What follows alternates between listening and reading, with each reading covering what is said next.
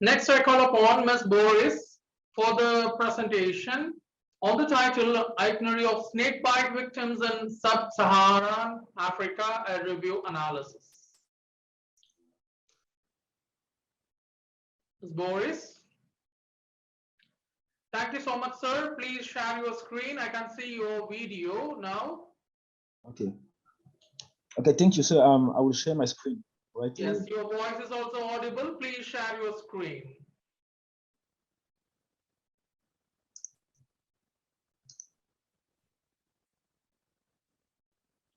Okay, I got the screen. Please click on slideshow. Okay, very good, sir. Please continue. Thank you so much. Okay, thank you for giving me the floor. My name is Boris.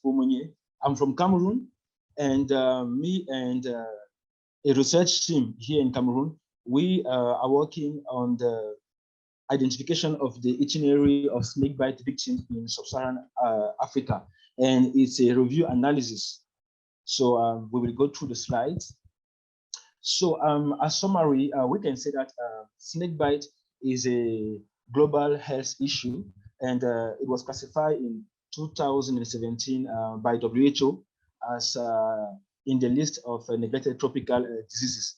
So globally, about 2.7 million of information occur around the world, with about 81,000 to 138,000 deaths yearly, with 400,000 people who are living with disabilities after snakebite. So the global burden of snakebite in terms of both morbidity and mortality, occur in sub-Saharan Africa, in East Asia, and in South America. And about the statistics in sub-Saharan Africa, we can say that yearly we record about 315,000 information with 9,000 amputations, mainly limb amputations, and 7,000 deaths. So snakebite is a neglected tropical disease that mainly affects poor people who are living in rural area, and it's really important to understand, community beliefs and the perception of those population who are the main target of snakes. So the aim of the review analysis that we conducted was to analyze the therapeutic itinerary of snakebite victims in sub-Saharan African countries, to identify the factors that contributed to the worsening of patient outcomes, whether they have to go to the traditional healers or not. Also, to understand the health-seeking behavior between the choice that snakebite victims usually made between traditional healers and healthcare workers. And also, an important aim of our review analysis was to assess published papers related to the evaluation of the 2019 WHO global strategy that is aimed to halve by 2030, the morbidity and mortality related to snakebite in sub-Saharan African countries. So what is the problem and why our review analysis seems important? Because globally, African countries lag behind the requirement in the clinical management of snakebite in terms of manufacturers of antivenoms, in terms of availability of appropriate treatment, in terms of the cost of antivenom and accessibility of healthcare facility in general. So as of today, very few studies and strategies are implemented, in African countries to identify the death toll related to snakebite. And also, besides the fact that there is a scarcity of data related to this neglected tropical disease, the data that are also available are not most often accurate. So this is why we aim to review the literature that was published regarding the issue of the itinerary of snakebites in Africa. And also, we wanted to see where African countries in general are positioned regarding the global strategy of WHO. So according to the methodology, we conducted a review analysis using the Prisma approach, which is the preferred reporting items for systematic review. It's a process that consists of, reviewing different journals, different research tools to identify papers and published articles, that are related to the topic that we want to analyze. And the keywords that we use here specifically were snakebite, itinerary, health-seeking behavior, care-seeking behavior, and sub-Saharan African countries. After our analysis, we gathered about 51 articles that were published regarding snake bites, but the articles that try to assess the therapeutic itinerary of snake bite patients in sub-Saharan Africa specifically were only about 7. And still using this Prisma approach, the majority of snake bites, although going to healthcare settings, most of them usually seek traditional healers. And delays from the occurrence of the bite to the administration of an appropriate treatment. The appropriate treatment here is seen as the antivenom, which is specific to fight the process of envenomation within the health facility. So the delays between the bite to the administration of the appropriate treatment at the health facilities range between 2 hours to 21 days in sub-Saharan Africa. So it means that about most patients, most victims of snake bite seek healthcare basically after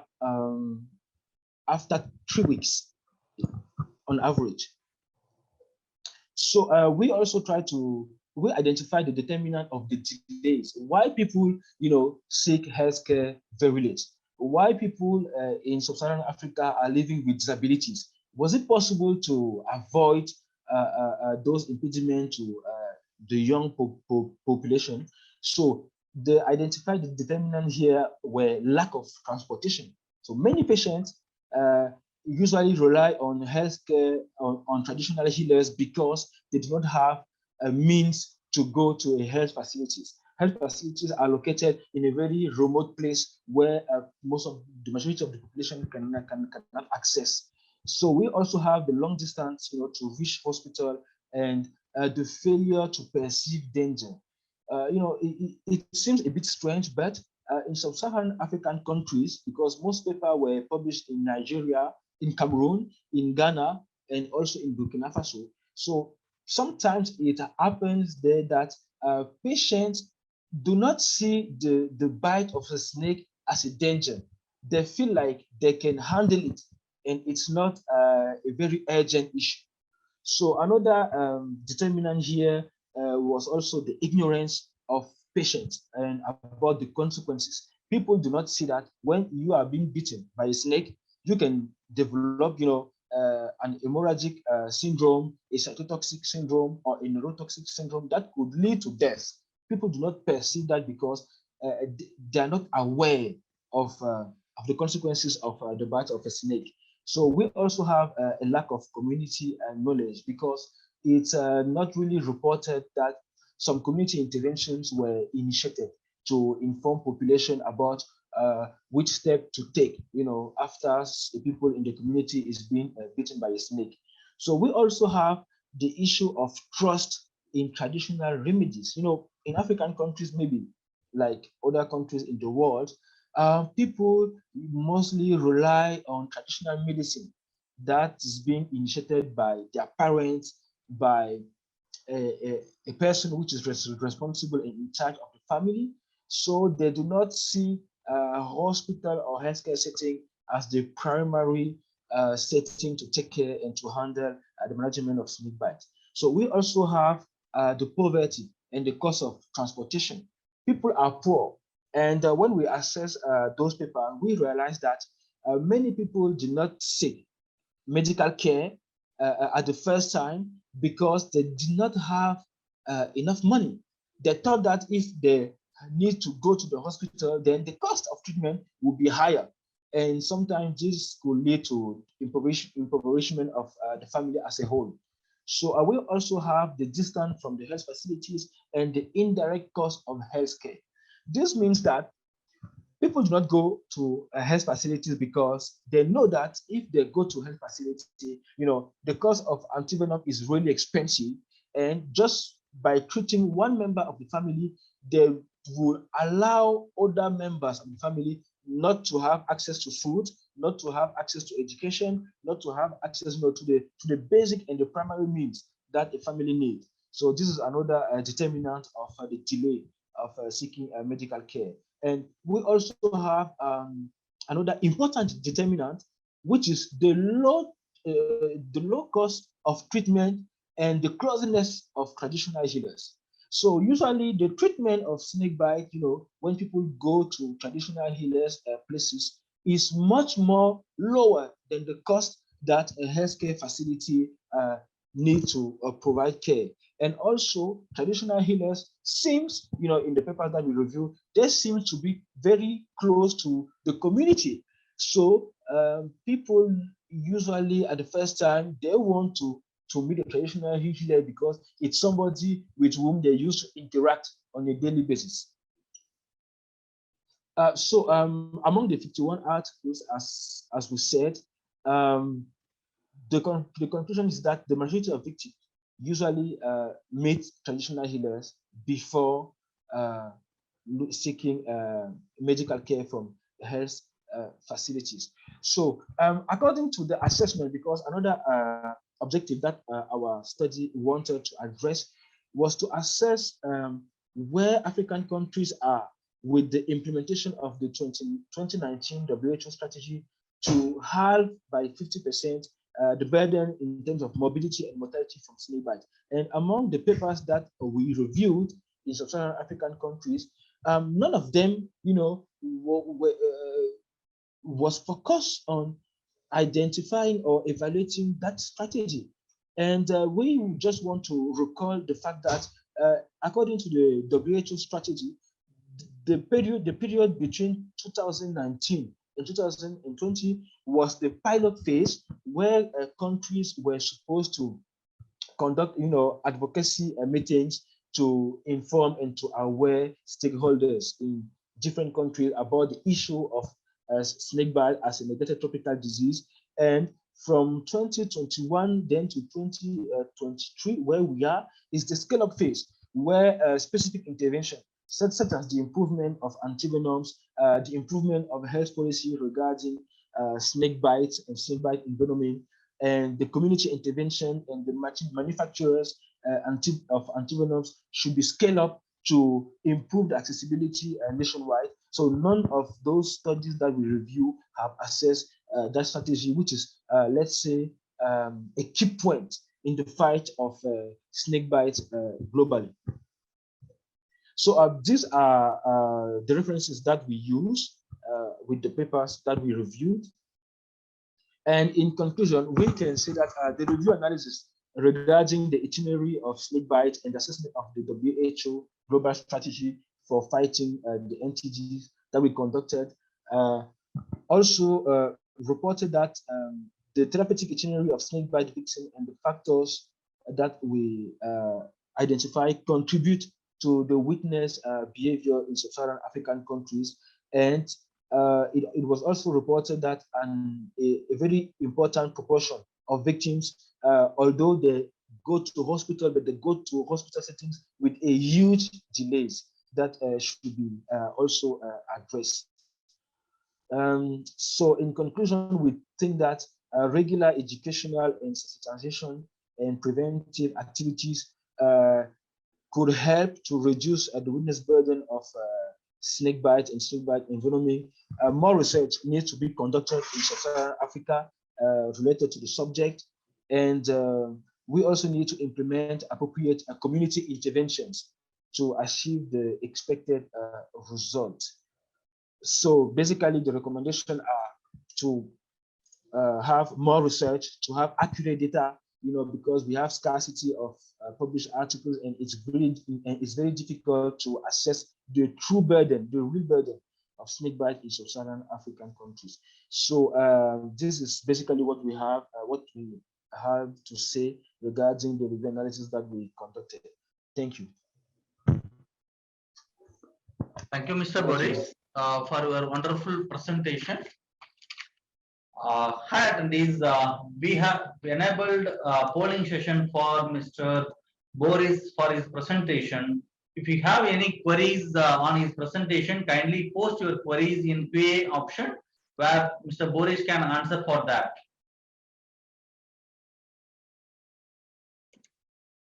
Yeah, Mr. Boris, we have one question for your presentation. We are aware that in the northern part of Cameroon, this problem is very severe because of highly poisonous snakes. In our review analysis was lack of anti-venom in health facilities at the peripheral levels identified as a determinant for mortalities related to snake bites. Is there a policy in place for the Ministry of Health to subsided anti-venom in the country? Okay, thank you for the question. Yes, what Jivari said is true. In the northern part of Cameroon, the issue of snake bite is very, very enormous. It's an enormous problem, and it's a fact because of the the geographical setting of the northern part of Cameroon. So regarding the policies that we have in Cameroon, we can say that officially we do not have policies regarding the management of snake bites. We have some recommendation of the Ministry of Public Health, that is in charge of providing antivenoms to the global population of Cameroon. But the thing is that the cost of antivenoms is usually high, and each hospital in Cameroon has to purchase the antivenoms, to a local market, and they feel like the cost of each antivenom vial could be around 100 USD. So it's very high, and most hospitals usually do not have means to purchase it. And when it's available, the cost is expensive, and most patients, cannot afford to pay the treatment when they are being bitten by snake. So we do not have officially a policy regarding snake bites in Cameroon. Officially, we do not have. We have some small recommendations, and we do not have also a national program for fight against snake bites in Cameroon. We have a program for chronic diseases and other diseases in general, but not related to snake bites. Thank you, Mr. Boris. And you have another question here. Please, what type of review is this? Is it a literature, scoping, or systematic review? Asking because it didn't follow the steps of a systematic review, including registration of a protocol. Okay, I will answer this question. We conducted a review analysis with already published papers and published articles on the topic that we wanted to address. So for doing so, we do not need an ethical review approval from an ethical committee or an ethical board. We just need, to follow the template of how to conduct a review analysis. And in the methodology that we use, I specify the fact that we use the Prisma approach, which is the preferred, items used for systematic review. And I think that I can share the Prisma approach for review analysis with you. Yes, we do not need an ethical approval or a specific protocol, but we design the protocol and then we follow the step that Prisma recommended for review analysis. Thank you, Mr. Boris. You have another question. Given the fact that delay between snake bite and arrival at health facility is a major challenge in our context, what measures to reduce complications during this period of delay? Okay, thank you for the question. The delay between snake bite and the arrival at health facility, as we just showed in our current presentation, is huge. It can sometimes go to a month, you know. So what intervention could be put into place to tackle that issue? We need to have, you know, a specific community interventions by training the communities, by training the traditional healers on the early identification of snakebite and snakebite envenoming. Because we believe that if the population, if the communities are aware on the fact that snakebite could lead to death, I think that they will be more likely to uptake medical services at health facilities. And we also need, you know, advocacy at a very high level of the country. I'm talking of the Ministry of Public Health. I'm talking about the government and different stakeholders like WHO, like other NGOs involved in the health sector in Cameroon. We need advocacy at a high level to help the country, you know, purchase antivenoms and to make it available and at a very low cost to the community. Because when people need to receive antivenom, only one vial of antivenom can cost the monthly salary of a worker in Cameroon. So you see that it's an issue that should be addressed at the community level, but also at a higher level involving stakeholders and different NGOs. Thank you.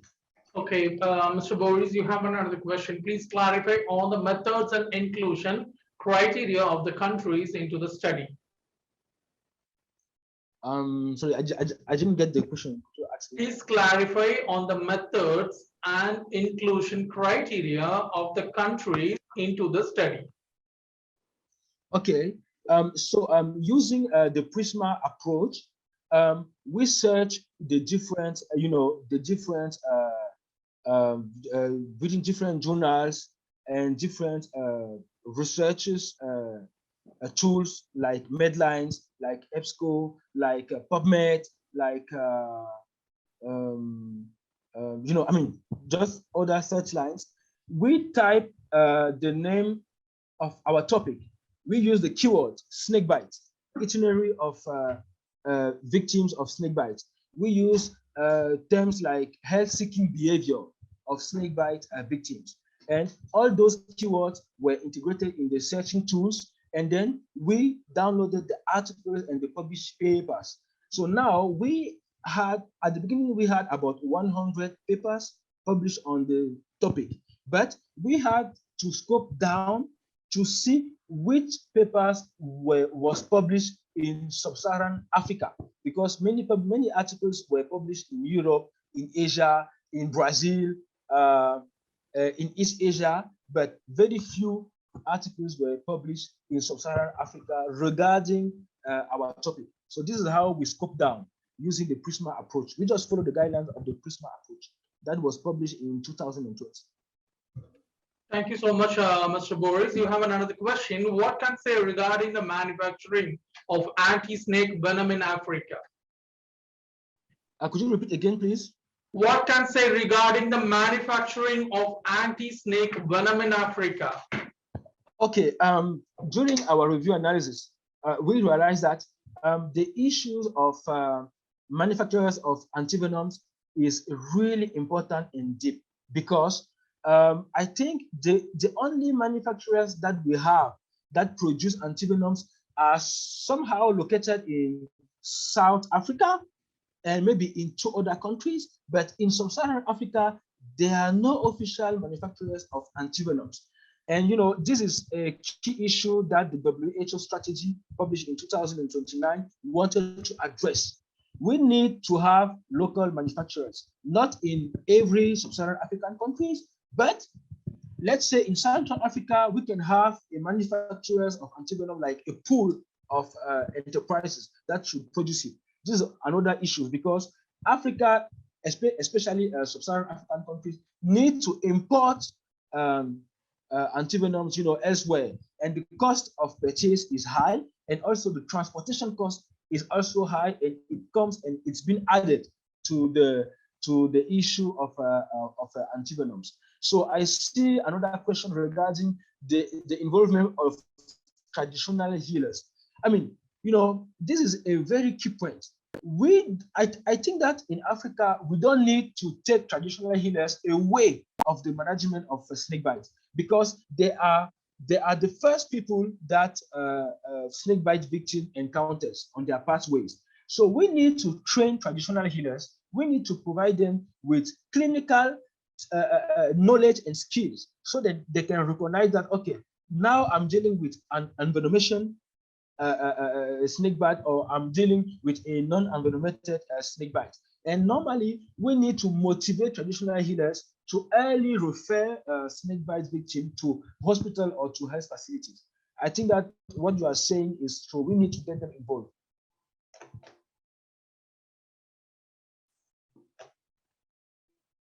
Thank you, Mr. Boris. You can share your email ID in the chat box so that the participants, if you have any, if they have any queries or something, they can ask you personally. And you have one more question in the chat box. Was any success record with the traditional healers whom people go to, and are their herbal remedies documented given the huge new of snakebite history in SSA? Could you repeat again, please? Sorry, my network is disturbing. Was any success recorded with the traditional healers whom people go to, and their herbal remedies documented given the huge snakebite history in SSA? Yes. In sub-Saharan African countries, we have some cases, of envenomation that were treated by traditional healers, and finally, those patients, they recovered, without any disabilities. Yes, we also have that. So how to explain?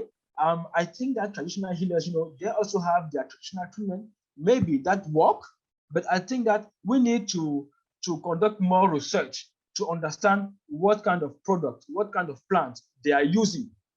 How could we integrate their treatment, in the official treatment or in the management of snakebite? Yes, we have some cases who recovered quite well without disabilities, and they were entirely treated by traditional healers without even going to healthcare facilities. We also have those cases.